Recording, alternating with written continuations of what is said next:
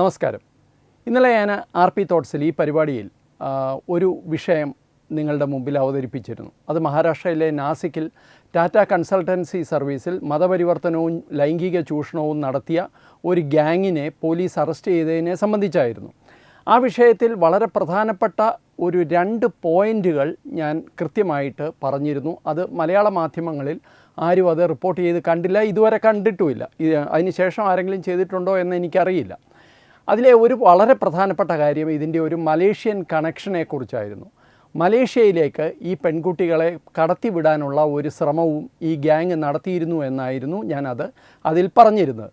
എന്ന് മാത്രമല്ല, ഇതിന് കൃത്യമായ ഫണ്ടിങ് ഉണ്ട് എന്നുള്ള വിവരവും ഞാൻ ഇന്നലത്തെ റിപ്പോർട്ടിൽ പറഞ്ഞിരുന്നു. ഇങ്ങനെ ഒരു റിപ്പോർട്ട് ഇന്നലെ രാത്രി പബ്ലിഷ് ചെയ്ത ശേഷം എനിക്ക് കുറച്ച് കോൾസ് മഹാരാഷ്ട്രയിൽ നിന്നും മറ്റും അറിയാവുന്നവരും അറിയാത്തവരുമായ 3-4 പേരുടെ ടെലിഫോൺ കോളുകൾ വന്നിരുന്നു.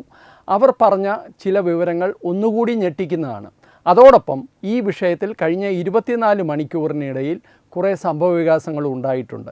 ഇതിപ്പോൾ ദേശീയ ശ്രദ്ധ മാത്രമല്ല, ആഗോളതലത്തിൽ തന്നെ ഇതൊരു വലിയ ശ്രദ്ധാവിഷയമായിട്ട് മാറിയിട്ടുണ്ട് ഈ വിഷയം.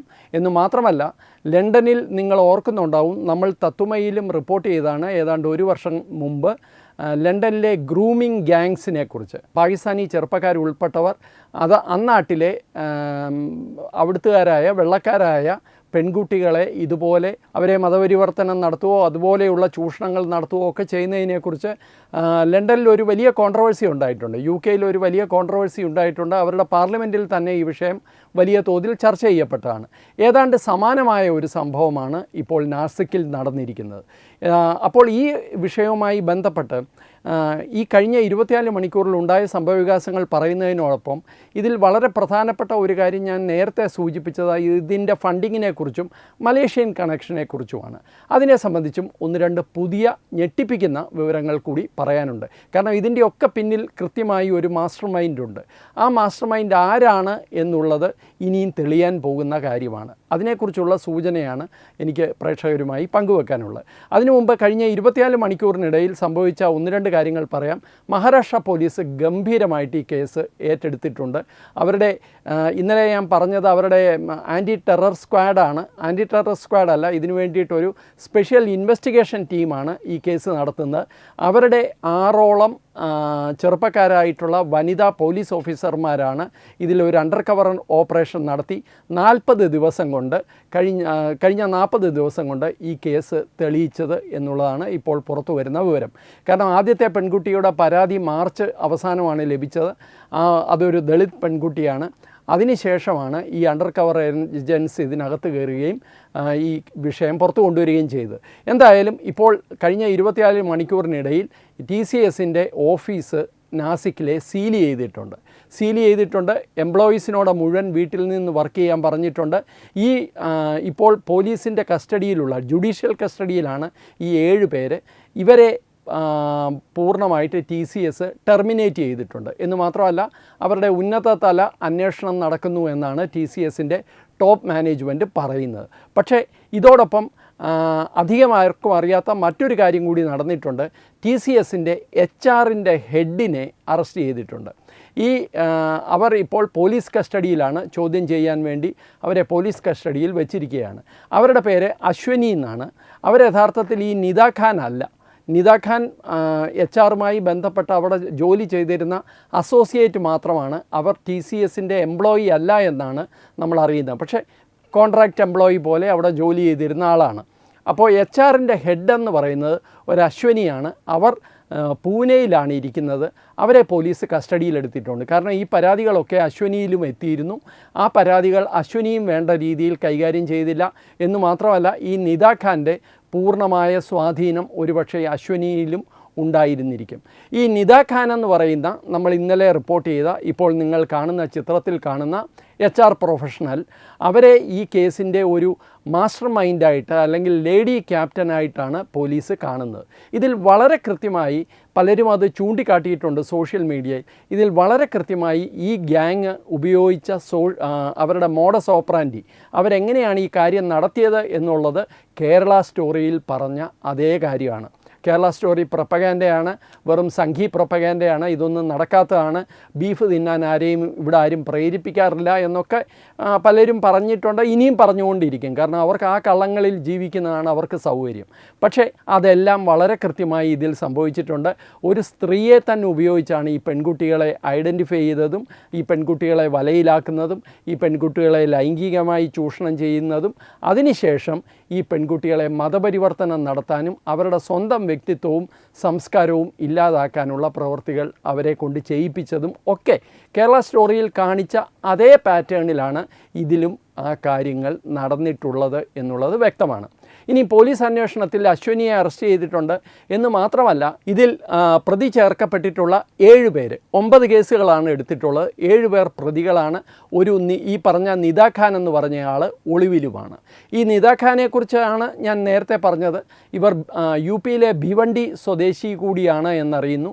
ഭിവണ്ടിയിൽ ഇപ്പോൾ പോലീസിൻ്റെ റെയ്ഡ് നടക്കുകയാണ് ഇവരെ തപ്പിയെടുക്കാൻ വേണ്ടി. പക്ഷേ അവരെ ഇതുവരെ പിടികിട്ടിയിട്ടില്ല എന്നാണ് നമ്മൾ മനസ്സിലാക്കുന്നത്. ഈ നിദാ ഖാൻ ഉൾപ്പെടെയുള്ളവരുടെ ഓഫീസിൽ അവൈലബിൾ ആയിട്ടുള്ള എല്ലാ സാധനങ്ങളും, അവരുടെ ലാപ്ടോപ്പ് ഉൾപ്പെടെയുള്ളത് പോലീസ് പിടിച്ചെടുത്തിട്ടുണ്ട്. ഓഫീസ് സീൽ ചെയ്തിട്ടുണ്ട്. ഇവരുടെ എല്ലാം ഡിജിറ്റൽ ഫുട് പ്രിൻറ്റ്സ്, ഇവർക്കെല്ലാം എതിരെയുള്ള ഡിജിറ്റൽ ഫുട് പ്രിൻറ്റ്സ് തേടിയാണ് ഇപ്പോൾ പോലീസിൻ്റെ അന്വേഷണം നടക്കുന്നത്. പോലീസിൻ്റെ അന്വേഷണത്തിൽ ഒരു കാര്യം കൂടി വ്യക്തമായിട്ടുണ്ട്. ഈ പെൺകുട്ടികളെ ഈ പറയുന്ന പുരുഷന്മാർ, ഈ TCSലെ മുസ്ലിം എംപ്ലോയിമാരായിട്ടുള്ള ഈ യുവാക്കൾ ഇവരെ പല റിസോർട്ടുകളിലും ഹോട്ടലുകളിലും കൊണ്ടുപോയിട്ടുണ്ട്. ഇതിലെ ഒരു റിസോർട്ട് പോലീസ് ഇപ്പോൾ തന്നെ റെയ്ഡ് ചെയ്ത് കഴിഞ്ഞു. അവിടുത്തെ CCTV ദൃശ്യങ്ങൾ പോലീസ് പിടിച്ചെടുത്തു കഴിഞ്ഞു. മറ്റ് ഹോട്ടലുകളും ഉണ്ട് എന്ന് പറയപ്പെടുന്നു.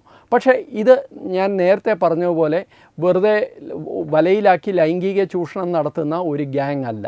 വളരെ കൃത്യമായിട്ട് ഈ കേസുകളിൽ ഞാൻ നേരത്തെ പറഞ്ഞതുപോലെ 9 കേസുകളാണ് ഇതിലെടുത്തിട്ടുള്ളത്. ഈ 9 കേസുകളിൽ ലൈംഗിക ചൂഷണം മാത്രമല്ല, പെൺകുട്ടികളെ വലയിലാക്കി ലൈംഗിക ചൂഷണം നടത്തുന്നത് മാത്രമല്ല ചാർജായിട്ട് ചേർത്തിട്ടുള്ളത്. അതിനോടൊപ്പം നിർബന്ധിത മതപരിവർത്തനം ചേർത്തിട്ടുണ്ട്. അതോടൊപ്പം മനുഷ്യരുടെ മതപരമായ വികാരങ്ങളെ വ്രണപ്പെടുത്തി എന്നുള്ള വളരെ പ്രധാനപ്പെട്ട ഒരു ചാർജും അതിൽ ചേർത്തിട്ടുണ്ട്. എന്താണ് മതപരമായ വികാരത്തെ വ്രണപ്പെടുത്തിയത്? ഈ TCSൽ നമ്മൾ കേട്ടാൽ വിശ്വസിക്കാൻ ബുദ്ധിമുട്ടുണ്ട്. പലരുടെയും ടേബിളിൽ, വർക്ക് പ്ലേസിലൊക്കെ ഹിന്ദു ദേവീ ദേവതമാരുടെ പടങ്ങൾ അല്ലെങ്കിൽ പ്രതിമകളൊക്കെ വെച്ചിട്ടുണ്ടാവും. അതിനെയൊക്കെ എടുത്തു മാറ്റാൻ ഇവർ പ്രേരിപ്പിക്കുമായിരുന്നു. അതിനെക്കുറിച്ചൊക്കെ ഭഗവാൻ ശിവനെക്കുറിച്ച്, കൃഷ്ണനെക്കുറിച്ചൊക്കെ വളരെ മോശമായ ചില പരാമർശങ്ങളൊക്കെ ഇവർ പരസ്യമായിട്ട് തന്നെ നടത്തുമായിരുന്നു എന്നൊക്കെയുള്ള വിവരങ്ങൾ ഇപ്പോൾ പുറത്തു വന്നിട്ടുണ്ട്. TCSൻ്റെ ഒരു എംപ്ലോയി, അയാളുടെ മുഖം കാണിക്കാതെ തന്നെ NDTV അയാളെ ഇൻ്റർവ്യൂ ചെയ്യുന്നതും ഇപ്പോൾ ദേശീയ മാധ്യമം NDTVയിൽ വന്നിട്ടുണ്ട്. അത് അവർ പബ്ലിഷ് ചെയ്തിട്ടുണ്ട്. അപ്പോൾ അയാളും പറയുന്നത് 2021 മുതൽ ഇവർ ഇങ്ങനെ നിരന്തരമായി ഹിന്ദു ദേവീ ദേവതമാരെ അവഹേളിക്കുമായിരുന്നു, പെൺകുട്ടികളെ ഇതുപോലെ വലയിലാക്കുമായിരുന്നു. ഇതെല്ലാവർക്കും അറിയാമായിരുന്നു. പക്ഷേ ആരും ഒരു നടപടിയും എടുത്തില്ല എന്നുള്ളതാണ്.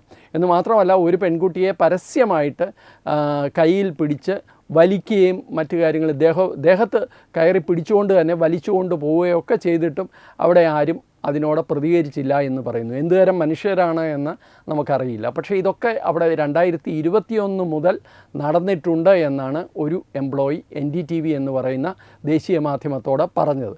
അപ്പോൾ എന്തായാലും പോലീസിൻ്റെ അന്വേഷണം ഇങ്ങനെ തുടരുകയാണ്. കൂടുതൽ അറസ്റ്റുകൾ ഉണ്ടാവും. ഓൾറെഡി HR-ൻ്റെ ഹെഡിനെ അറസ്റ്റ് ചെയ്തു. ഈ നിദാ ഖാനിന് വേണ്ടിയിട്ടുള്ള തിരച്ചിൽ തുടരുന്നു. ഈ പറയുന്നത് പോലെ ഡിജിറ്റൽ തെളിവുകളെല്ലാം പിടിച്ചെടുത്തുകൊണ്ടിരിക്കുകയാണ്. ഇത്രയുമാണ് ഇപ്പോൾ നടക്കുന്ന പ്രധാനപ്പെട്ട കാര്യങ്ങളിലെ ഒരു അപ്ഡേറ്റ് എന്ന് പറയാവുന്നത്. ഇനി ഞാൻ ഇന്നലെ പറഞ്ഞ മലേഷ്യൻ കണക്ഷൻ, അതിലെ ഏറ്റവും പ്രധാനപ്പെട്ട ഒരു കാര്യം ഇന്നലെ പറയാഞ്ഞത്, അല്ലെങ്കിൽ അതിനുശേഷം എനിക്ക് കിട്ടിയ വിവരമാണ്. അതെന്താണെന്ന് വെച്ച് കഴിഞ്ഞാൽ, ഞാൻ ഇന്നലെ പറഞ്ഞിരുന്നു, അതായത് ഈ പെൺകുട്ടികളെ ഉപയോഗിച്ച് അവരുടെ പാസ്പോർട്ട്, അവരുടെ ബാക്കി എല്ലാ ഐഡൻറ്റിറ്റി പ്രൂഫ് ഉൾപ്പെടെയുള്ള കാര്യങ്ങൾ ഇവർ പിടിച്ചു മേടിച്ചിരുന്നു. ഈ രേഖകൾ, ആധാർ കാർഡ് ഉൾപ്പെടെയുള്ള രേഖകൾ ഉപയോഗിച്ച് ഈ പെൺകുട്ടികളുടെ പേരിൽ ഇവർ ബാങ്ക് അക്കൗണ്ടുകൾ തുറന്നിരുന്നു. പക്ഷേ ആ ബാങ്ക് അക്കൗണ്ടുകൾ തുറന്നപ്പോൾ ഇവർ ബുദ്ധിപൂർവ്വം മറ്റൊരു കാര്യം ചെയ്തത്, ഈ ബാങ്ക് അക്കൗണ്ടുകളിൽ ലിങ്ക് ചെയ്തിട്ടുള്ള ഫോൺ നമ്പറുകൾ ഈ പറയുന്ന പ്രതികളുടേതാണ്. അതിൽ പ്രത്യേകിച്ച് ഈ ഡാനിഷ് ഖാൻ എന്നൊക്കെ പറയുന്നവൻ്റെ ഫോൺ നമ്പറുകളാണ് ഈ ഇവരുടെ ബാങ്ക് അക്കൗണ്ടുകളിൽ ലിങ്ക് ചെയ്തിട്ടുള്ളത്. അപ്പോൾ ഈ അക്കൗണ്ടുകൾ പരിശോധിച്ചപ്പോൾ ഇതിൽ ഒരക്കൗണ്ടിൽ മാത്രം, ഒരക്കൗണ്ടാണ് ഇപ്പോൾ പരിശോധിച്ചതിൻ്റെ വിവരം ഇന്നലെ രാത്രി നമ്മൾക്ക് ലഭിക്കുന്നത്. ആ അക്കൗണ്ടിൽ മാത്രം ഒരു 15 ലക്ഷം രൂപ വന്നിട്ടുണ്ട്. അത് എവിടെ നിന്ന് വന്നു എന്നുള്ള അന്വേഷണമാണ് പോലീസ് നടത്തുന്നത്. മറ്റ് ബാങ്ക് അക്കൗണ്ടുകളിലും, അതായത് പരാതിക്കാരുടെയും പ്രതികളുടെയും ബാങ്ക് അക്കൗണ്ടുകൾ പോലീസ് പരിശോധിച്ചുകൊണ്ടിരിക്കുകയാണ്. ഇത് ഒരു സംശയവും വേണ്ട, ഇത് മുന്നോട്ട് പോകുമ്പോൾ തെളിയാൻ പോകുന്ന 1-2 കാര്യങ്ങൾ കൂടി പറഞ്ഞുകൊണ്ട് അവസാനിപ്പിക്കാം. ഒന്ന്, ഇതിൽ കൃത്യമായ ഫണ്ടിംഗ് ഉണ്ട്. കേരള സ്റ്റോറിയിൽ പറഞ്ഞ കാര്യമാണ്, മാത്രമല്ല നമ്മളൊക്കെ വർഷങ്ങളായിട്ട് പറയുന്ന കാര്യമാണ്. ഇവിടുത്തെ ഹിന്ദു പെൺകുട്ടികളെ വലയിലാക്കി മതപരിവർത്തനം നടത്തി ചൂഷണം ചെയ്താൽ അതിന് കൃത്യമായ ഫണ്ടിങ് എവിടെ നിന്നോ വരുന്ന ഒരു സംവിധാനം ഉണ്ട്. ഈ ഒരു കേസിൽ ഈ അന്വേഷണം മുന്നോട്ട് പോകുമ്പോൾ ഇതിലൊരു മലേഷ്യൻ കണക്ഷൻ ഉണ്ട് എന്ന് ഇന്നലെ തന്നെ തെളിഞ്ഞതാണ്. ഈ പെൺകുട്ടികളെ മലേഷ്യയിലേക്ക് കടത്താമെന്നും മലേഷ്യയിൽ കൂടുതൽ മെച്ചപ്പെട്ട ജോലി ലഭിക്കുമെന്നും ഒക്കെ ഇവരെ പറഞ്ഞ് വിശ്വസിപ്പിച്ചിരുന്നതായി പരാതിക്കാരി തന്നെ പറഞ്ഞിട്ടുണ്ട്. ഈ പെൺകുട്ടികളിൽ ആരെയെങ്കിലും മലേഷ്യയിലേക്ക് കടത്താനുള്ള കൂടുതൽ തയ്യാറെടുപ്പുകൾ നടന്നിരുന്നോ എന്ന് അറിയില്ല, അതും അന്വേഷിക്കുന്നുണ്ട്. പക്ഷേ ഒരു കാര്യം വളരെ വ്യക്തമാണ്, ഇതിൻ്റെ പിന്നിലെ മാസ്റ്റർ മൈൻഡ് ആരാണ് എന്നുള്ളതാണ്. ഇത് കൃത്യമായിട്ട് ഇത് എത്തിച്ചേരാൻ പോകുന്നത് സക്കീർ നായിക്കിലാണ്. മലേഷ്യ എന്ന് കേട്ടപ്പോൾ തന്നെ എനിക്ക് ഉറപ്പായിരുന്നു. ഞാനത് ഇന്നലെ പറയാഞ്ഞത് കൂടുതൽ ഡീറ്റെയിൽസ് കിട്ടാത്തതുകൊണ്ടാണ്. പക്ഷേ ഇന്നലെ നമ്മൾ അന്വേഷിക്കുമ്പോൾ, കൂടുതൽ വിവരങ്ങൾ അന്വേഷിക്കുമ്പോൾ സക്കീർ നായിക്കിന് ഇത്തരം കാര്യങ്ങൾക്ക് ഫണ്ടിങ് കൊടുക്കുന്ന ഒരു ഏർപ്പാടുണ്ട്. അത് ഭാരതത്തിൽ ഇത് TCS മാത്രം ഒതുങ്ങി നിൽക്കുന്ന കേസുമല്ല. അതുകൂടെ പറഞ്ഞുകൊള്ളട്ടെ, ഇന്നലെ TCS ഈ കേസ് പുറത്തു വന്നു കഴിഞ്ഞപ്പോൾ മറ്റ് ചില സ്ഥാപനങ്ങളിൽ നിന്ന് കൂടി പരാതികൾ വന്നിട്ടുണ്ട്. അതിൽ ഇന്ത്യയിലെ തന്നെ ഏറ്റവും പ്രശസ്തമായ ഒരു ഓട്ടോമൊബൈൽ സ്ഥാപനത്തിൻ്റെ പേര് ഉയർന്നു വന്നിട്ടുണ്ട്. അവിടെയും സമാനമായ സംഭവങ്ങൾ നടന്നിട്ടുണ്ട്. അതിൻ്റെ മേധാവിക്ക്, അതിൻ്റെ ഉടമസ്ഥന് അതുമായി ബന്ധപ്പെട്ട പരാതി പോയിട്ടുണ്ട്. അതുകൂടാതെ ഹൈദരാബാദിലെ 1-2 പ്രധാനപ്പെട്ട സംവിധാനങ്ങളിലും സ്ഥാപനങ്ങളിലും സമാനമായ സംഭവങ്ങൾ നടന്നിട്ടുണ്ട് എന്നുള്ള പരാതി പോലീസിന് ലഭിച്ചിട്ടുണ്ട്. അത് സംബന്ധിച്ചും അന്വേഷണം നടക്കുകയാണ്. കാരണം ഒരിടത്ത് ഈ പരാതി വരുമ്പോൾ മറ്റുള്ളവർക്കും ധൈര്യം ലഭിക്കുകയാണ്. TCS തന്നെ ഇതുപോലെ പരാതിപ്പെടാൻ ഇനി ആരെങ്കിലും ബാക്കിയുണ്ടെങ്കിൽ അവർ പരാതിപ്പെടണമെന്ന് പോലീസ് ആവശ്യപ്പെട്ടിട്ടുണ്ട്. എന്തായാലും ഇത് ഒരു സ്ഥാപനത്തിൽ ഒതുങ്ങി നിൽക്കുന്നതല്ല എന്ന് പറയാൻ കാരണം ഇതിന് കൃത്യമായി ഫണ്ടിങ് ലഭിക്കുന്ന ഒരു സംവിധാനം മലേഷ്യ കേന്ദ്രീകരിച്ച് നടക്കുന്നു എന്നുള്ളത് തന്നെയാണ്. മലേഷ്യ കേന്ദ്രീകരിച്ച് നടക്കുന്ന ഇത്തരം സംരംഭങ്ങളുടെ പിന്നിൽ മറ്റാരുമാകാൻ സാധ്യതയില്ല. അത് ഡോക്ടർ സക്കീർ നായിക് എന്ന് പറയുന്ന തീവ്രവാദി പ്രഭാഷകനാണ്. ഇയാൾ ഒരു പക്ഷേ ഇത് മലേഷ്യയിൽ എത്തിക്കാനായിരിക്കില്ല. ഞാൻ ഇന്നലെ പറഞ്ഞതുപോലെ ഇത് ഭീകര സംഘടനകൾക്ക് ലൈംഗിക അടിമകളെ എത്തിക്കുന്ന പരിപാടിയും ആകാം. എന്തായാലും പോലീസിൻ്റെ അന്വേഷണം മുന്നോട്ട് പോകുമ്പോൾ കൂടുതൽ ഞെട്ടിപ്പിക്കുന്ന വിവരങ്ങൾ പുറത്തു വരും. മലയാള മാധ്യമങ്ങൾ മിണ്ടുന്നില്ല, ഇപ്പോഴും മിണ്ടുന്നില്ല, ഇന്നലെയും മിണ്ടിയില്ല, അറിഞ്ഞതായിട്ട് ഭാവിച്ചില്ല. അവരങ്ങനെ തന്നെ തുടരട്ടെ. പക്ഷേ നമ്മൾ ഈ സത്യം പുറത്തു വരുന്നതുവരെ നിരന്തരമായി ഈ വിഷയത്തിൽ വാർത്തകൾ ചെയ്യും. നമസ്കാരം. വിട്ടുവീഴ്ചയില്ലാത്ത നിലപാടുകളുമായി ദേശീയതയുടെയും സമാജത്തിൻ്റെയും ശാക്തീകരണത്തിനു വേണ്ടി തത്വമയിയുടെ ജൈത്രയാത്ര തുടരുകയാണ്. യൂട്യൂബിൽ മാത്രം തത്വമയിക്ക് 10 ലക്ഷം സബ്സ്ക്രൈബേഴ്സിലേക്ക് എത്താൻ ഏതാനും ചുവടുകൾ മാത്രമാണ് ബാക്കി. മറ്റ് സോഷ്യൽ മീഡിയ പ്ലാറ്റ്ഫോമുകളിലും തത്വമയിയുടെ നിറസാന്നിധ്യം തുടരുകയാണ്. ഈ അവസരത്തിൽ ഞങ്ങൾക്ക് നിങ്ങളോടുള്ള അഭ്യർത്ഥന ഞങ്ങളോടൊപ്പം നിൽക്കുക എന്നുള്ളതാണ്. നിങ്ങൾ ഉപയോഗിക്കുന്ന ഏത് സോഷ്യൽ മീഡിയ പ്ലാറ്റ്ഫോം ആണെങ്കിലും ഞങ്ങളുടെ വരിക്കാരാകുക, ഞങ്ങളെ സബ്സ്ക്രൈബ് ചെയ്യുക, നിങ്ങളുടെ സുഹൃത്തുക്കളിലേക്ക് തത്വമയിയുടെ ഈ സന്ദേശം പ്രചരിപ്പിക്കുക. ഞങ്ങളോടൊപ്പം നിൽക്കൂ, രാഷ്ട്രത്തോടൊപ്പം നിൽക്കൂ, ദേശീയതയ്ക്കൊപ്പം സഞ്ചരിക്കൂ.